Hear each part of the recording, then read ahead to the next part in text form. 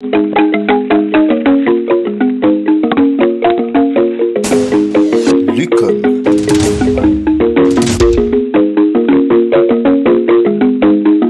Comme il se devait,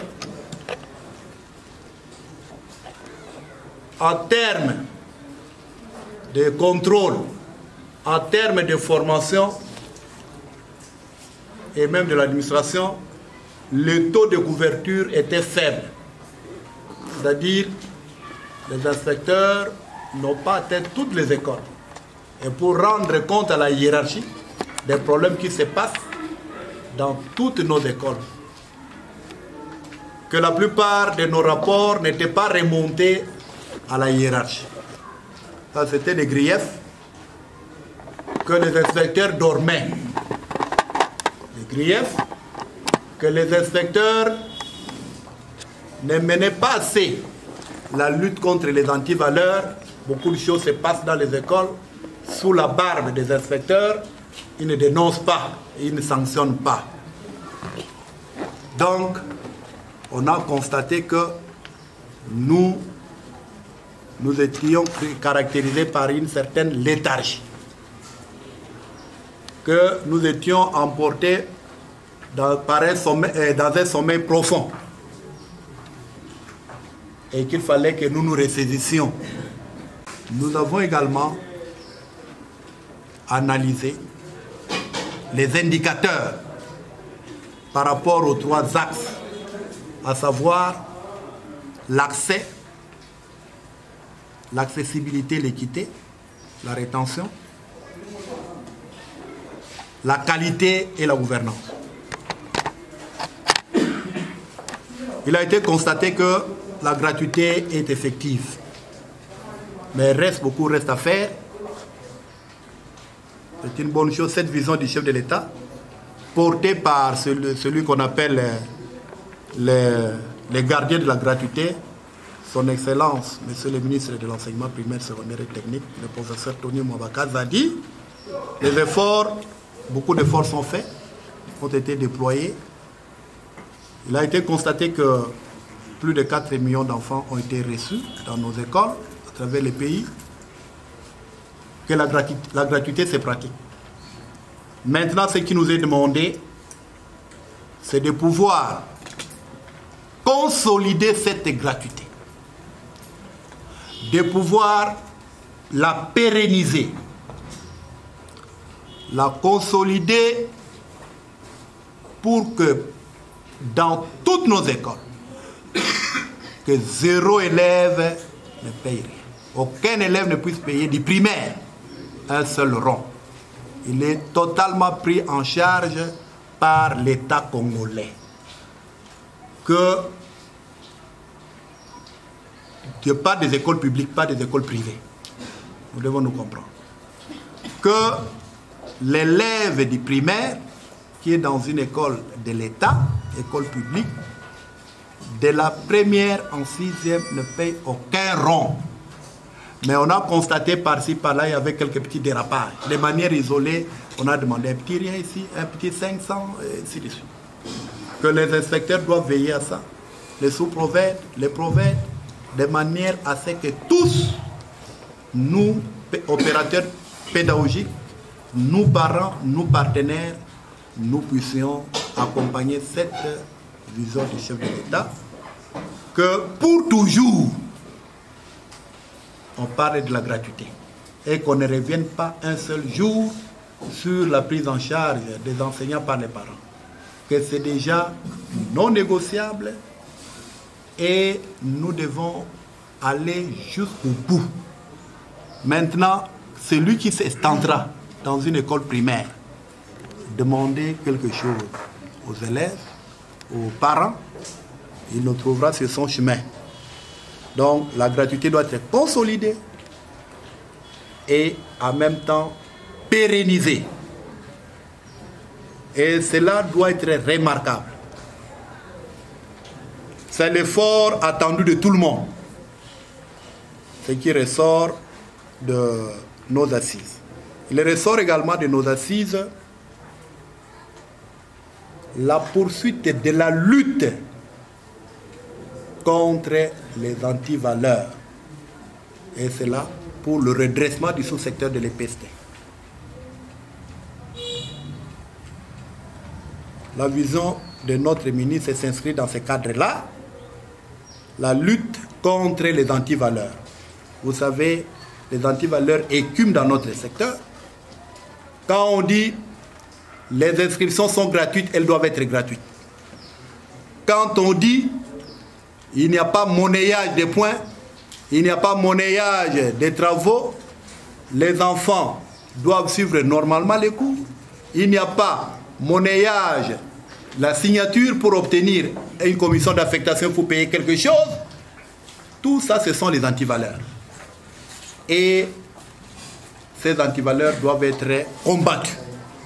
Elles n'ont pas lieu dans notre sous-secteur et dans notre province.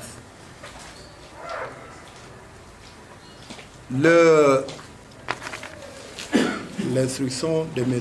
Ligier, dont nous allons vous donner une lecture ici de la lettre, les prophètes est même revenu là-dessus pour envoyer, il avait envoyé un communiqué par rapport aux dénonciations qui étaient faites ici. Nous nous trouvions à Kinshasa. Le prophète a même écrit là-dessus pour faire appliquer ces instructions de la hiérarchie dans toutes nos écoles. Je crois que ça a été lu, vous avez compris, et nous devons tous converger dans le sens du respect des instructions. Commençons d'abord par les instructions émanant de l'IG. Madame, Monsieur l'inspecteur principal provincial, il me revient que les instructions de la hiérarchie sur la lutte contre les antivaleurs dans vos provinces ne sont pas respectées par certains gestionnaires et de nombreux chefs d'établissement scolaire. En réaction, je vous enjoins de sanctionner avec fermeté, aussitôt que le grief est établi, tout responsable d'école qui se permettra de vendre l'uniforme et autres fournitures scolaires à l'école, monnayer les inscriptions, exiger les acomptes avant la publication de l'arrêté du gouverneur de province, inscrire un élève en 7e ou en première année des humanités n'ayant pas réussi à l'ENAFEP ou au TENASOS. Il va sans dire que les patrouilles permanentes de vos collaborateurs à tous les niveaux vous aideront à juguler ces antivaleurs. Parfaite considération, signée Odiamoussou Ekabea Jacques, chef du corps inspecteur général. Merci beaucoup, c'est clair et nous commentons tout ce que nous faisons. Cette lettre s'inscrit dans la lutte contre les antivaleurs. Pour accompagner cette vision de son Excellence, Monsieur le ministre de l'EPST, l'IG a juste mis à la disposition des IPP cette instruction-là. Nous devons avoir un même entendement de cette instruction. Il est dit, pas de vente de fournitures scolaires à l'école, uniformes, cahiers de communication et autres. Les parents qui nous suivent, et vous qui êtes là, qu'on ne crée pas de la confusion. L'IG n'a pas dit que les enfants ne doivent pas porter d'uniforme. L'IG n'a pas dit que les enfants ne doivent pas acheter d'uniforme. L'IG n'a pas dit que les enfants ne doivent pas avoir de fournitures scolaires. Mais c'est que l'IG refuse que cela prenne un caractère contraignant, un caractère coercitif, pour que l'école soit le lieu indiqué pour vendre ces fournitures. C'est ce qui est refusé. C'est clair? Oui. Cela veut dire quoi? Cela veut dire que l'école n'est pas un lieu de négoce, un établissement commercial, pour que l'on puisse vendre certains articles. Jésus même a chassé ceux qui vendaient à l'église. Et comment voulez-vous que l'école se transforme en un établissement commercial? De par sa nature juridique, l'école n'est pas un établissement, c'est un lieu de formation. Et si dit, un parent qui voudrait bien acheter un cas de communication de profit au marché, n'importe où, il est libre. L'essentiel que quand vous avez dit l'enfant doit avoir un cas de communication, qu'il est censé lire les cas de communication là, mais vous refusez, vous dites qu'il doit acheter parce que ça porte le label de l'école, il faut qu'il achète ça à l'école. Là, ça devient contraignant. Donc, ça, c'est ce qui est refusé. Sinon, les parents risquent de dire, non, nous ne pouvons pas avoir les cahiers de communication. S'il arrive, par exemple, que les parents consentent sans qu'il y ait obligation, il sait, au marché, je n'en ai pas trouvé. Je n'ai pas trouvé ailleurs. S'il y en a, il achète. Là, ça devient libre, c'est facultatif. Mais que cela ne puisse pas constituer une obligation faite aux parents. Vous savez, une manière, parfois, une certaine pression que nous faisons. S'ils n'achètent pas là-bas, il y a conditionnalité de l'inscription. C'est ce qui est refusé. Il peut acheter n'importe où. Même si à l'école, là où c'est dans les congrégations, il y a un endroit, un point de vente, de ceci, tant mieux, il l'a acheté. Mais ce qu'on refuse, c'est les caractères obligatoires. Il ne peut acheter qu'à l'école. Voilà. Ou autre objet.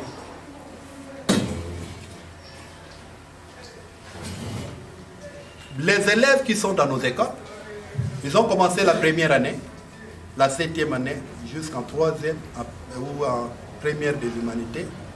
Ils sont là. Ce sont les anciens. Pourquoi doit-on les réinscrire? S'il a réussi, on constate des passages, on lui montre la classe où il a son bulletin ou son billet, il est dans telle classe. Il n'y a pas de réinscription. Et pas ces réinscriptions sont conditionnées par l'achat des fournitures. C'est là qu'on refuse. Soit acheter une farde moyennant ceci, là ça devient ce qu'on appelle monnayage des inscriptions. Les nouveaux qui arrivent, venant d'ailleurs, il faut leur payer, il faut payer un petit frais là. C'est ce qu'on refuse. C'est ce qu'on refuse. C'est interdit. Les autorités refusent également. Nous connaissons les problèmes qui sont les nôtres. C'est vrai. Au secondaire, l'État ne prend pas en charge le fonctionnement de nos écoles. Les chefs d'État n'ont que son petit salaire. C'est une école qui est déjà prise en charge, elle est éligible à la budgétisation. Le fonctionnement, ça c'est arrangement avec les parents après l'arrêté. Pas l'arrangement, ce sont les parents qui prennent en charge après l'arrêté du gouvernement. Mais ce qu'on a refusé, c'est qu'avant que l'autorité compétente ne puisse prendre cet arrêté, que nous, dans nos écoles, nous puissions demander des accords. Ça, c'est une interdiction. Des accords avant la publication de l'arrêté du gouvernement. Pour ces abus qui rentrent dans ces cadres-là, tout ce qui va à l'encontre de cette instruction, si c'est constaté, dénoncé, documenté, l'IG demande et nous demande de sanctionner ces chefs d'établissement, qu'ils soient du primaire ou du secondaire. D'ailleurs, au primaire, on dit tout est gratuit. Gratuit. Vous allez me dire, mais il y a le journal de classe que nous vendons là au primaire. Non. Ça doit être entièrement gratuit. Donc, par rapport à ça, les sanctions vont tomber. Patrouille.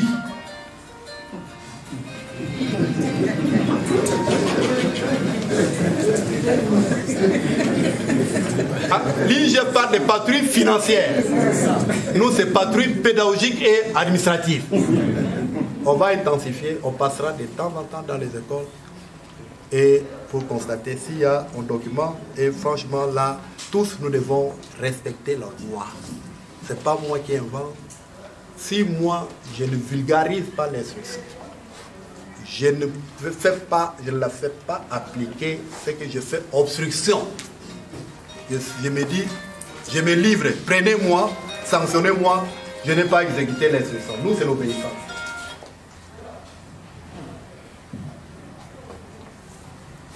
Nous devons nous comprendre là-dessus.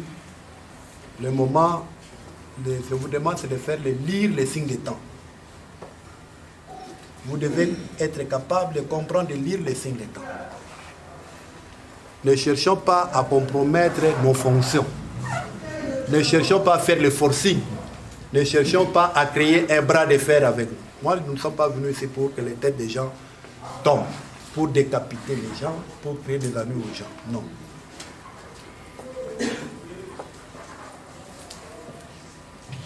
par rapport, les inspecteurs venaient d'être outillés, instruits, je vais les déployer.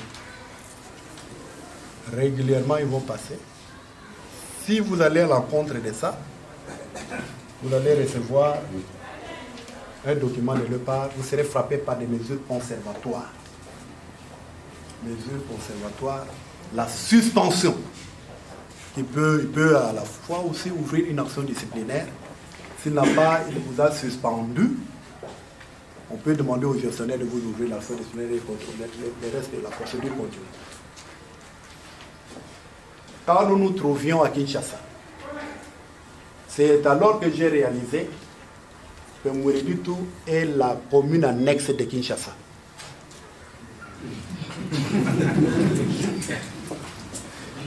Vous toussez ici, Kinshasa tout saute. Vous toussez ici, Kinshasa tout saute. C'est-à-dire, les effets arrivent à Kinshasa et c'est lui qui, c'est comme lui aussi, vous l'avez atteint. J'étais surpris, ça je vous dis.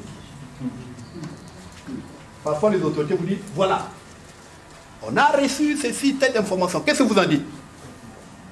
Et voilà là, à moyen du tout, on perçoit déjà l'argent. Ah, ceci. Trop, c'est. Je vous dis la vérité. Pendant que nous étions là aux assises, ils tous soient là, on nous a même invités au cabinet, devant, c'est fait, les prophètes avaient fait même un communiqué. Après, on commence à citer les prophètes. Ici, ça ne va pas. Des dénonciations parfois. Bon,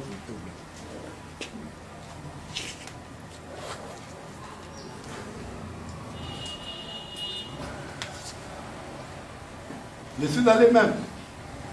Oh, dans quelle école? Sainte, c'est quelle école là? Sainte Famille de Nazareth. Sainte Famille de Nazareth. Il y a une foule là-bas qui tracasse. Les rapports arrivent dans le cabinet des ministres. On appelle l'IG. L'IPP de Loma 1002. On est en train de trop de tracasseries dans les écoles. Ah, c'est la première fois que j'entendais le nom de cette école. J'ai que les foules. Moulumba. Oh non, le nom c'est tel. On dit, je n'ai pas un espoir comme ça. On vérifie. Il serait de notre. En tout cas, qui aime bien châtie bien, nous allons agir.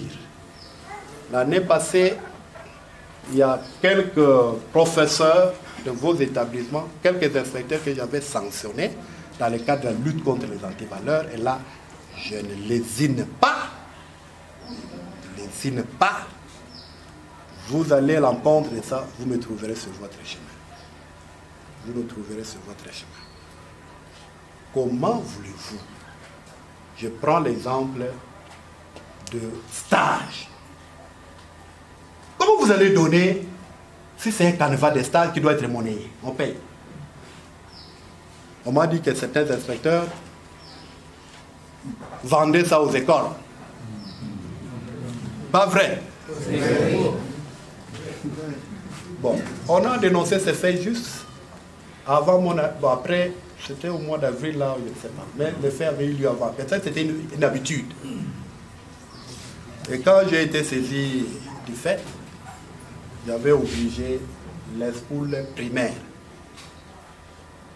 Il y a eu même confusion. Ces inspecteurs sont du primaire, ils se mêlent dans les histoires du secondaire. Donc, comme ça, la confusion totale. Je demande à madame les schools primaires de me faire un rapport là-dessus. Elle avait fait. Obligation faite à les schools et à ces inspecteurs de restituer l'argent de tous ceux qui avaient donné pour acheter les canevas. Les canevas, nous devons donner gratuitement s'il y en a un. Voici le modèle à suivre pour présenter un rapport. Pourquoi on doit payer ça? Donc, j'ai mis fin à ça. Ça ne doit pas se faire. L'argent a été restitué, je crois. Il y a eu, dans le cas de la lutte contre les antivaleurs, 6 professeurs examinateurs à l'oral de français qui étaient frappés aussi. Pourquoi? On a sélectionné les examinateurs, mais ils ont monnayé les cotes ou la pratique ou l'oral. Les enfants devaient payer, si c'est 2 000, 3 000 francs. Et lorsque j'ai été saisi de l'information, j'ai envoyé une commission d'enquête. Les gens sont passés aux aveux. Je les ai suspendus avec ouverture d'action. J'ai demandé à leur chef d'établissement de leur ouvrir des actions disciplinaires. Et je crois que le procès s'est passé. Parce qu'on avait échangé là avec M. Labbé. Je ne sais pas à quel niveau la clôture a eu. Nous devons aller comme ça. J'ai dit bien que le mal vienne de ma maison, la maison que je gère. Que le mal vienne de la maison du voisin. Les voisins, c'est le collaborateur, opérateur pédagogique qui est avec nous. On ne va épargner personne. Donc on va tirer de tous côtés. Le mal qui est en moi, j'ai dit oui. Il s'agit de tous ceux qui sont là avec moi. S'ils sont tombés dans les pièges, ils seront aussi sanctionnés, ils ne seront pas épargnés. Parce qu'il faut être juste. Mais quand il n'y a rien, il n'y a rien et on continue. Tant mieux, ce que nous voulons, c'est qu'il y ait changement. Nous ne voulons pas ici qu'on ne parle que des sanctions négatives. On peut aussi parler des sanctions positives. Encourager, écrire aux chefs d'établissement qui font correctement leur travail. Préfet, mettez-vous. Moi, si j'étais méchant, c'est vous qui y allez ce soir. Vous le savez, non? Vous l'avez dit. Vous le savez? Ok, ça c'est vous.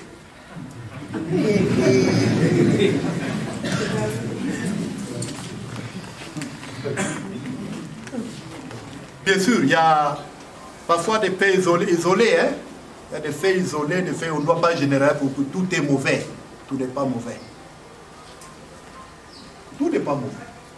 Malgré tout ce qu'on raconte, toutes les dénonciations, parfois fantaisistes, parfois ceci, tout ce que c'est dit là. Il y a parfois, vous trouvez, bon, si nous n'étions pas des responsables, de quoi vous nous verriez de temps en temps vous interpeller.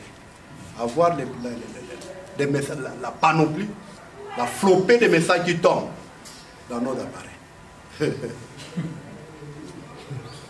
Bon, c'est comme ça, quand on est responsable, il faut attendre à ceci, à cela. Mais que ça ne crée pas un climat de malaise. Et quand je viens, je ne viens pas seul, je viens accompagné de mes collaborateurs. D'ailleurs, hier j'ai été dans 3 écoles. Ce que j'ai vu là, non, impensable. Loigno, c'est où? Ah là, on a là-bas. J'ai même menacé les inspecteurs cette zone et cet axe-là. Ça, c'est pas normal. Il y a beaucoup de choses à faire. J'ai compris que le ministre avait raison de dire qu'il faut passer régulièrement. Vous savez, j'arrive hier dans une école. C'est quelle école? Charles-Loin au primaire. Non, non. Charles-Loin au primaire. Saint-Charles-Loin. Un enseignant, la leçon de géographie, aucun matériel. Il n'y a que des définitions là. Quel enseignement? Botanique, rien du tout. Aucun matériel. L'oignon, j'arrive là, même la leçon de français là, je ne sais pas. Il y a eu ce qu'on a pu voir. De la qualité du travail.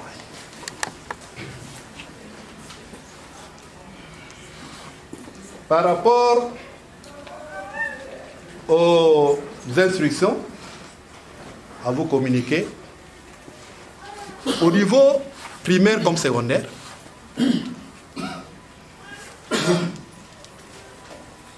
le dossier de vos enseignants et de votre propre dossier doit être prêt avec tous les éléments.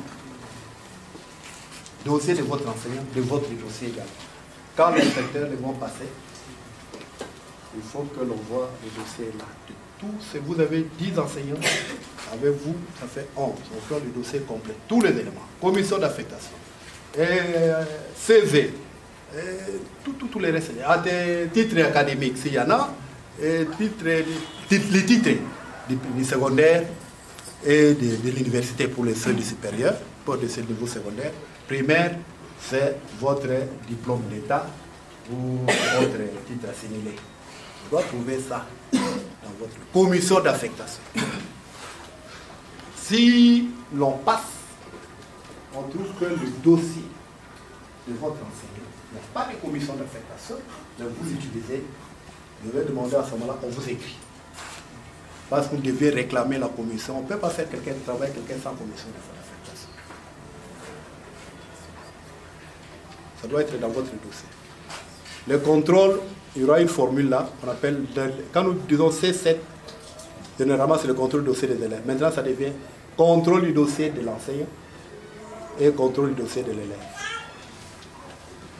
Pour les enseignants, tout le monde, même les bureaux gestionnaires, même M. Le Sous-Prophète qui est là, son dossier, tout comme celui de ses collaborateurs, seront contrôlés. Le ministre nous a donné ce mandat. Il me semble, il y en a qui travaillent avec de faux titres. On va y veiller. Il y en a qui n'ont pas de diplôme, mais qui travaillent et qui ont été recrutés sur la base d'un journal, palmarès ou je ne sais quoi. Ça, ce n'est pas le titre authentique. Nous avons eu à recenser des cas comme ça. Nous sommes en train de faire certains efforts. Dans le cas des litiges de diplômes, petit à petit, nous sommes en train d'apporter, de ramener quelques diplômes pour résorber un peu de petits cas comme ça. Pour ceux qui ont perdu leur diplôme, on leur a donné la procédure, ce qu'il faut faire, je vous l'ai expliqué.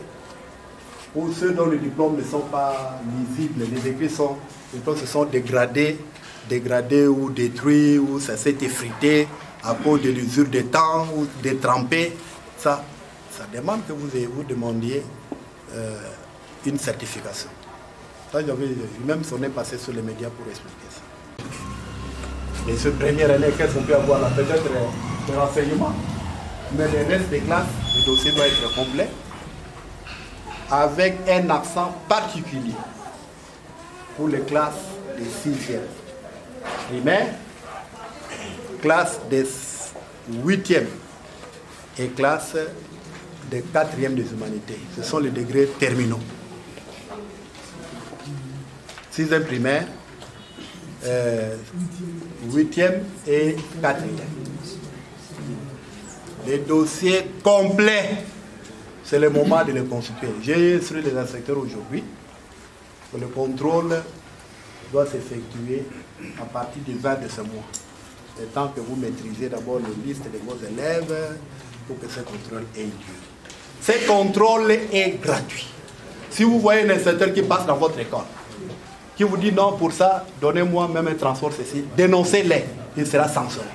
Je leur ai dit. C'est une activité de routine, qu'il s'agit du contrôle du dossier des élèves, qu'il s'agit du contrôle du dossier du personnel, c'est gratuit, rien à payer. Vous m'avez suivi? Oui. Les données, rien. Et celui qui donne, et celui qui a reçu, vous êtes tous deux condamnables. Merci.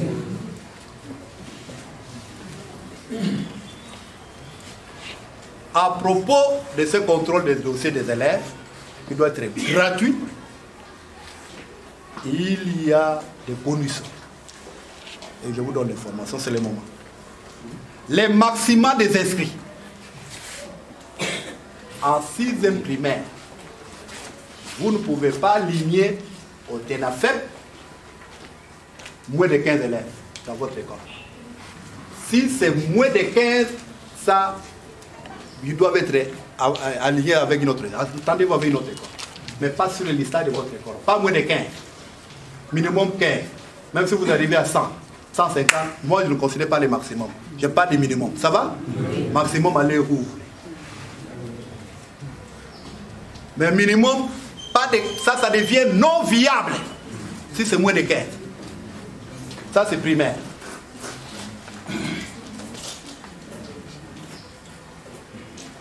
Classe de 8e, pas moins de 20. Pas classe. Pas moins de 20. On contrôle les secteurs s'ils m'apportent les listes avec moins de 20 insultes, je crois que vous notez. Hein? Ça, il va le faire de sa manière. Ils ne sont pas connus dans notre niveau. On ne va pas les considérer. Mais je n'ai pas dit qu'il faut rejeter ces enfants. Entendez-vous avec une autre école pour les aligner. Ils peuvent étudier chez vous. Ça va. Ils restent chez vous, mais ils présentent au nom d'une autre école avec laquelle vous vous êtes arrangé. Pour les humanités. Option technique et autres de l'enseignement normal, général et normal, excepté la pédale. Technique et autres options. Pas moins de 10. 10, 8, 7, c'est non viable.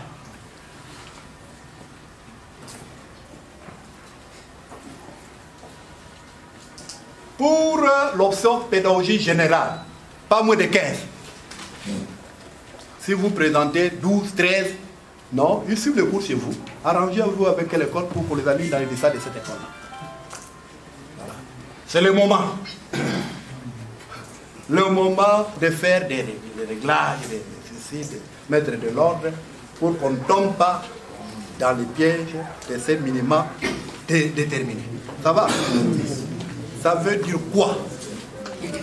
Ça veut dire que une école, une classe qui fonctionne avec moins de ces élèves, c'est une classe non viable et qui doit être fermée en principe.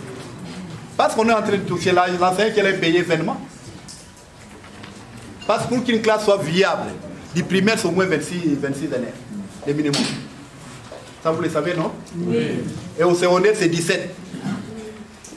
Secondaire 17. Primaire 26. Si c'est 10, pourquoi l'État doit prendre en charge? C'est pas une école, doit prendre en charge cet enseignant. Donc moi j'attends des inspecteurs, des dénonciations, des cas comme ça, des classes non viables du point de vue de la population scolaire.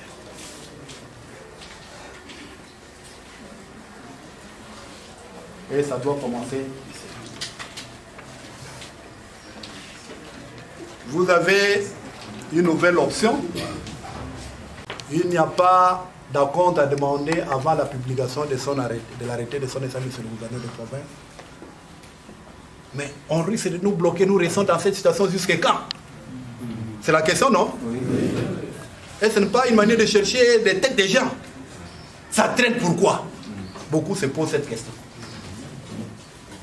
La logique aurait voulu que l'arrêté sorte bien avant la rentrée. Peut-être si l'arrêté était là, c'est quelques cas que nous déplorons, n'aurait pas dû être ici.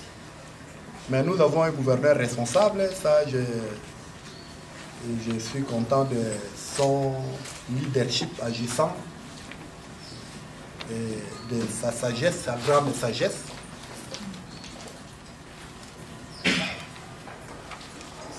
Là, au cours de la semaine qui vient de s'achever,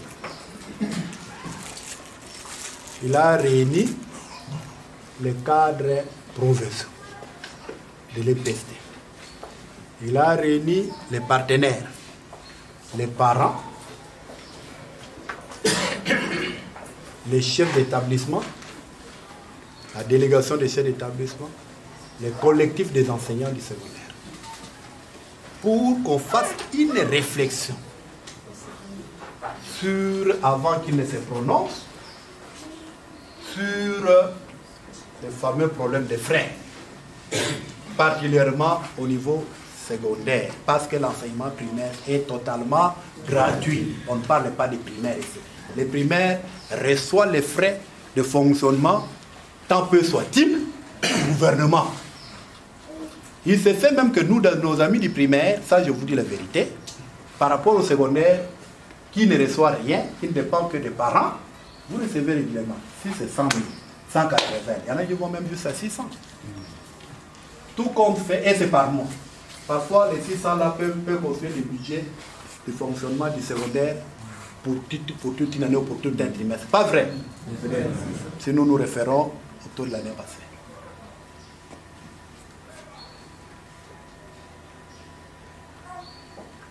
Le gouverneur, notre gouverneur, c'est un enseignant au départ, et nous l'avons appris ce jour-là. Il maîtrise bien le secteur de l'EPST, ce qui a fait ma joie. Tous les problèmes, il les connaît. Il connaît les préoccupations des parents. Il connaît les préoccupations des enseignants. De tout ce qui se passe dans les écoles. Il n'est pas néophyte. Vraiment, il est parti de notre métier vers la politique. Et l'enseignement, tous les problèmes qui sont là, les problèmes spécifiques, il les connaît. Nous étions même surpris quand tu nous dis ceci, on dit ça. En fait, jusque-là, l'arrêté n'est pas là. Pourquoi l'arrêté n'est pas là? Nos amis de Cabinda, le comité provincial qui est là avec les différentes façons, avaient fait une réflexion, fait des propositions avec un projet d'arrêté. Et lui, dans sa sagesse, il a trouvé ceci. S'il signe, demain il peut y avoir des contestations. Il n'a pas écouté d'autres, notamment l'Omami 2, nos représentants qui sont dans les territoires.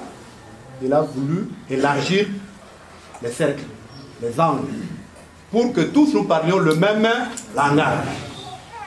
Et vous savez que, on dit tout, c'est le point chaud, où il y a trop de contestations. Et dans son invitation, il a appelé la société civile. Moi, l'effort que j'ai fait, en l'absence du prophète, de tomber sur la société civile. On est allé avec un membre de la société civile, Force Vive. Donc, une nouvelle société civile de quoi? D'ici. Non, non, nouvelle société civile. On est allé avec les parents.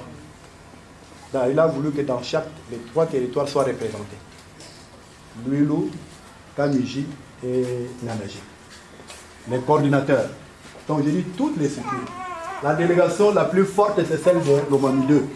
Il était très content. On a amené tout ce monde. Vous-même, face au gouverneur, on arrive là, on a discuté. Les enseignants ont parlé. Le collectif de chefs d'État qui était là, des secondaires. Ça, j'ai aimé même son discours. C'était là. Alors le gouverneur, dans sa sagesse, a trouvé que les parents qui étaient là tenaient soit on paye le fonctionnement de l'année passée, soit on réduit. Là, il a balayé même. Ça, je vous dis, comme c'était ma fille. Il a balayé. Parce qu'il a fait une démonstration. Une école qui a 150 élèves. Et vous dites dans cette école, le fonctionnement est de 1500. Combien par an? Qu'est-ce qui va dire avec ça? Ça représente quoi? Autant d'exemples, hein?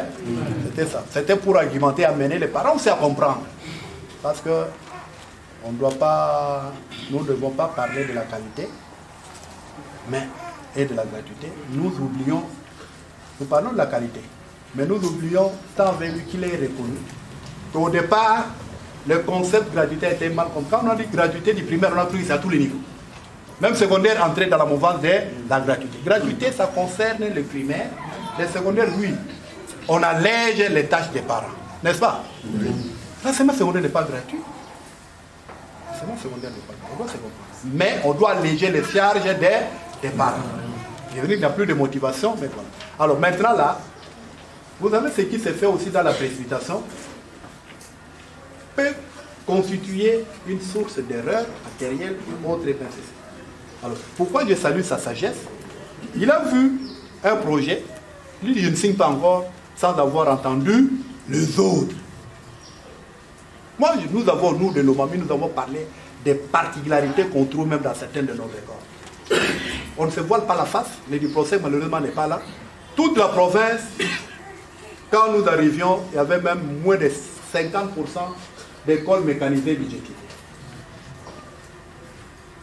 Imaginez,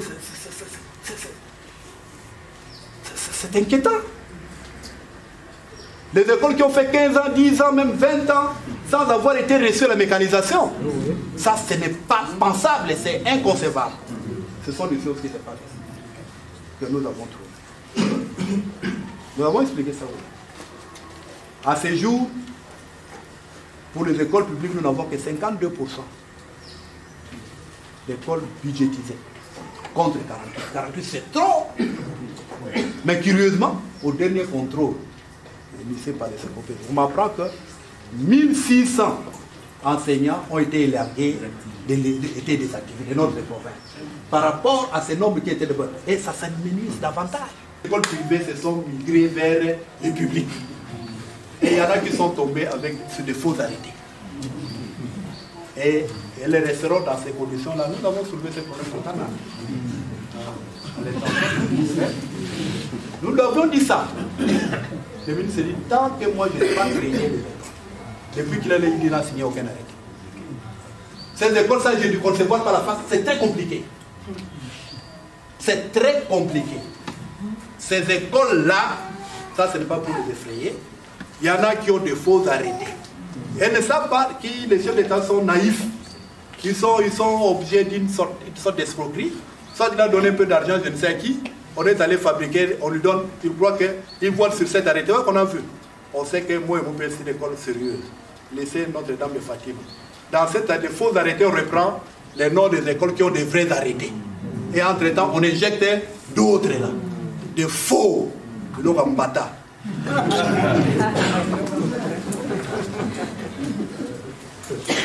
Et c'est la situation dans laquelle nous nous trouvons. Nous avions bien demandé, notre plaidoyer était que son Excellence, Monsieur le Gouverneur, en ce qui concerne les frais, considère ces écoles-là comme purement privées, en attendant leur prise en charge par l'État. Bon, il a dit ceci, quand nous étions d'abord en visite dans un entretien privé, parce qu'il nous a reçus d'abord pour écouter nos doléances de la province ici. Hein? Ça, il ne faut pas dire. Pour les secondaires, ça c'est ma vision, la vision de l'IPP qui doit être implémentée et suivie par tous mes inspecteurs comme vous. Aucune école secondaire ne peut fonctionner à Mouniditou ici sans un ordinateur. Notez-les, ça je vais déployer les essais. Aucune école ne peut fonctionner sans un ordinateur. En général, d'abord. Pas une classe. Donc, comme on dit, aucune école sans banc, ça c'est les slogan des ministres et moi, aucune école secondaire sans ordinateur.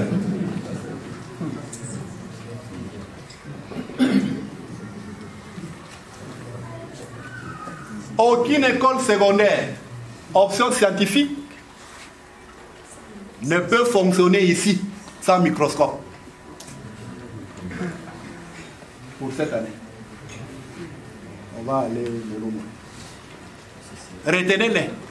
Vous organisez l'option scientifique, vous ne pouvez pas fonctionner sans microscope. Sinon l'option sera fermée. Aucune école technique, outre l'ordinateur là, vous avez la mécanique auto, vous avez l'électricité, vous avez quelle autre option? Construction, mécanique générale. Vous n'avez pas les matériels de labo requis ou d'atelier, votre option là sera fermée.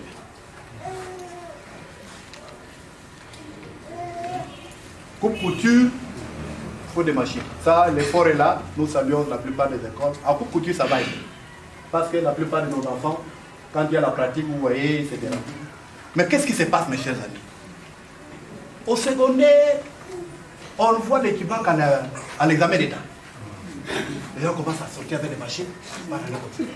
Mais c'est-à-dire, pendant l'année, il n'y a pas eu pratique. C'est seulement à l'occasion du jury. Non, ça, ce n'est pas l'enseignement. L'évaluation des acquis doit commencer d'abord par assurer la formation. Et nous venons constater. Mais si durant l'année, les enfants n'ont pas touché la machine, vous voulez qu'on opère quel miracle? C'est ainsi que l'année passée, j'ai dit, aucun élève de l'option commerciale et gestion ne peut être vraiment ceci sans qu'il ne passe devant l'ordinateur. L'exercice avait deux composants, la partie comptable et l'exercice de l'informatique. C'est qu'il a résolu, il doit passer devant la machine saisir. Mais il y a eu une fois, je vous l'ai dit, si on était trop catégorie là-dessus, je crois que beaucoup allaient pour. Mais cette année, c'est généralisé. Vous organisez l'option là commerciale. Ça, j'ai dit, aucune école sans ordinateur, ça d'une manière générale. Vous comprenez? Même si vous êtes en progression, comme secondaire, Mais option commerciale et gestion, minimum 10 machines. Vous criez. Alors voilà. Vous allez retenir cela dans votre plan de développement de l'école. Je n'aurai pas le temps aujourd'hui pour vous montrer comment on élabore le plan du développement. L'arabe dont les questions commence par l'école. Commence par ce qu'on appelle le plan du développement. Ça va? Moi, ma stratégie que je vous donne, je l'ai annoncée quand nous arrivions vers la fin de l'année là, pour la pratique là. Mutualiser les efforts. C'est-à-dire quoi? Les écoles qui s'entendent, qui sont dans un même axe, peuvent dire au premier trimestre, avec les petits moyens que nous avons là, ça va? Nous achetons peut-être 2 ou 3 ordinateurs pour telle école. Au second trimestre, nous achetons pour telle autre, une sorte, vous comprenez, de ristourne, de l'Ikelemba, comme on dit en Lingala. L'Ikelemba, ça va? Ah, vous faites ça. À mutualiser vos efforts, vous trouvez que vous ne pouvez pas seul vous en ordonner. Et ça peut s'étaler pendant toute une année, pendant 2 ans, progressivement. L'équipement progressif, équipons techniquement nos écoles, de manière progressive. Vous comprenez? Pour arriver à 2 pas, il faut commencer par un pas, n'est-ce pas? Les enfants trouvent que c'est une chanson, ils nous avaient compris, même vous montrez l'ordinateur, voilà, même tout. Il est en 4e, ça je vous l'ai dit. Par rapport au matériel, c'est le minimum se trouve. Les microscopes, bon, vous pouvez, dans le cadre qu'on appelle le plan de développement, un préfet, un chef d'État, c'était manager. Il a une vision. C'est un leader, il a un leadership visionnaire, agissant. Par féliciter tous les chefs d'établissement du primaire d'abord, par rapport aux résultats qu'il y a eu au PENAFEP. L'écart n'était pas était minimisable entre la réussite à l'école et la réussite au TENAFEP. Moyenne fait en tout cas, peut-être à l'école c'était 98. Oui. Hein? 98%. Et à TENAFEP c'est 97. C'est ça, non? Et tout compte fait, l'écart est de 1, n'est-ce pas? Et ça revient, c'est toujours 98. Donc, l'examen national de fin d'études primaires a confirmé les efforts de l'école. Il n'y a pas eu assez d'écart. Ça, nous vous félicitons. Mais continuons. Que ça ne soit pas des choses. Bonjour, monsieur le journaliste. Vous êtes l'inspecteur principal provincial de Lomamidé. Vous venez de terminer la grande réunion. Est-ce que vous pouvez nous expliquer d'une manière succincte les objectifs poursuivis par cette réunion? Oui, les objectifs poursuivis par cette réunion, une double réunion d'abord avec les inspecteurs de l'EPST Lomami 2 et ensuite avec nos chefs d'établissement primaire secondaire de la sous-division de Moyedi tout, parce que nous commençons ici, après nous allons nous étendre vers les autres sous-divisions. Il n'était pas pratiquement possible que nous puissions prendre tout le monde ici. Nous avons préféré faire l'itinérance après. Il était question que nous puissions les instruire, leur communiquer les instructions émanant de la hiérarchie en rapport avec le redressement du sous-secteur de l'EPST. L'EPST par la lutte contre les antivaleurs et pour l'amélioration de la qualité des enseignements. Voilà l'essentiel de ce que nous leur avons communiqué. Vous savez que nous avons été à Kinshasa pour une réunion annuelle d'évaluation des activités au niveau de l'inspection et puis la revue annuelle de performance qu'on appelait dans le temps la promotion scolaire nationale. Et beaucoup d'instructions ont été données et par rapport à l'vision du chef de l'État, vision matérialisée par son excellence, M. le ministre de l'EPST, le professeur Tony Mamakar l'a dit. Toutes ces instructions devaient être communiquées au chef d'établissement pour que nous visions l'excellence, afin que nous puissions éradiquer les antivaleurs, qu'il y ait restitution. Restitution des assises tenues à Kinshasa, comme je l'ai dit ici. Tout ce qui a été dit dans ces assises, il y a eu des recommandations, il y a eu des instructions. Et il était tout à fait normal, il était indiqué que nous puissions le communiquer à nos chefs d'État pour la bonne marche de nos écoles durant cette année scolaire 2022-2023, tout en commençant par la rentrée scolaire. Il y a des directives qui concernent la rentrée scolaire. Alors ce n'est pas parce qu'il y a eu, je ne sais pas si vous appelez monnayage, non. Ça, ce sont les instructions qui doivent être d'application durant cette année scolaire 2022-2023, n'est-ce pas? Et pour le reste, à la fin de l'année scolaire, nous allons évaluer s'ils ont appliqué ce que nous avons. Mais sur le terrain, il y aura de temps en temps la descente à la école pour que la mise en application soit effective. Vous venez fraîchement de Cabinda. Je salue ici, parce que vous me posez cette question-là, la sagesse de notre gouverneur de province de Lomami. Franchement, il a un leadership visionnaire, un esprit managérial. On sent que c'est un technicien et politicien pétri à la tête de cette province, parce que toutes les provinces qui se posent dans tous les secteurs, particulièrement dans les PST, il les connaît.